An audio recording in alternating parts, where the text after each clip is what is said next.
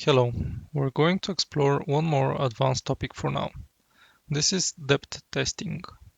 We're going to go into the third dimension for rendering. In this video, I will just showcase the depth problem that we'll have to be solving in the next one. If you remember the push constants video, we had this model matrix for rotation.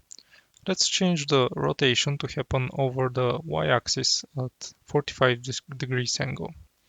The y-axis is the vertical one, so this will produce a rotation of our square that will be a bit sideways of the center.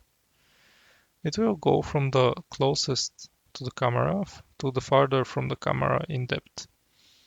And let's now render a second square rotated with this matrix. And now when I build and run this project, and I will zoom in so that you can see it clearly. We have this square on top that is rotated. It should go from the front, past the center and further deep.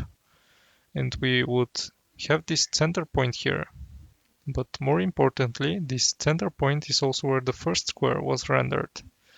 And the second square, or the rotated square, should have been hidden from the center because its depth is further away than the first square.